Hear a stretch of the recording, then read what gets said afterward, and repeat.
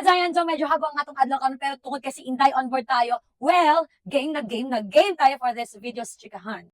Anyways, and by the way, if you are new to this page, wag na kayong mahiya at kung gusto niyo ma-inspire, paki-follow po yung TikTok account po natin. And you can call me Don. I am your Inday on board. So, ayun na nga, it's last day today of the cruise. And of course, nakadestino tayo dito sa US po base. So, more of linisan talaga, grabe, deep cleaning and so. But then, even di pagod na pagod yung araw po natin, napawi po ito dahil sa simpleng chat lang. Anyways, dito po sa TikTok na ito, hindi ko po inaasahan na this pakana-kana, yun ang pakana-kana, yung char-char lang ng mga post ko ba.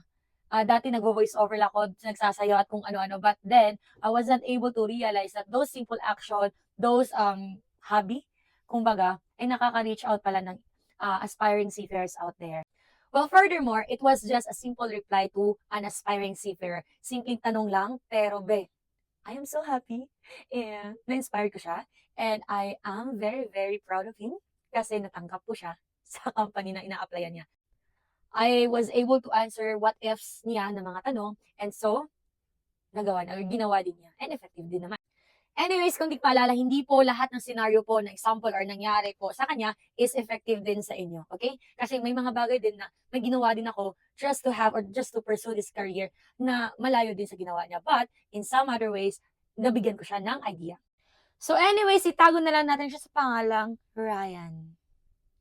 Isang araw nagtanong po si Ryan kung ano po yung magiging tip ko for the principal interview for a SNAC attendant position. Guys, take note. Itong principal interview, yan po yung pinaka-importante po na interview para po sa akin ha. Kasi you'll have to sell, you'll have to make a good impression for the interviewee. Talagang tipong dapat mong ibenta yung sarili mo to the max at to the high level na.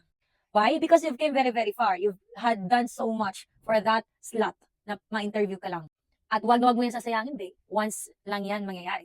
And with the previous video na ginawa ko, yung pinaka-basic requirements na kailangan ninyo bago kayo pumunta in a certain interview, kailangan mo na yung baunin, okay? And aside from that, dapat mong tandaan ang possible questions na pwedeng itanong sa'yo. For me, with regards kung ano yung position na pinag-a-applyan ninyo, you'll have to know the basic questions. Or should I say, the usual questions. And of course, mga Giants, hindi po tayo madamot, no? Sa mga possible questions na itatanong during interview. And these chats that I had sent are all based on my experiences po. Yes, Giants, ang experiences yun. Kaya dili lang isa, dalawa, tatlong interview ang ginawa ko, mga 10, 15 nata yun. Yung tipong sugal ka lang ng sugal, wala namang mawawala, pupuntahan mo lahat ng mga kumpanyang yan. At alam nyo ba, parang na-immune na ako sa lahat ng interview ang ginawa ko. Kasi what's on my mind, andito na ako. Malayo yung binyahe ko, Mindanao pa ako galing Giants. So for the go na.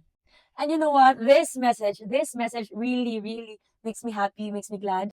Kasi today lang po, natanggap ko siya at pasado ko siya sa interview. O, diba? Nakakatuwa lang yung emoticon niya. Talagang nararamdaman ko yung mixed emotions. Naramdam ko yung tipong hindi ka makatulog kung ano nang susunod.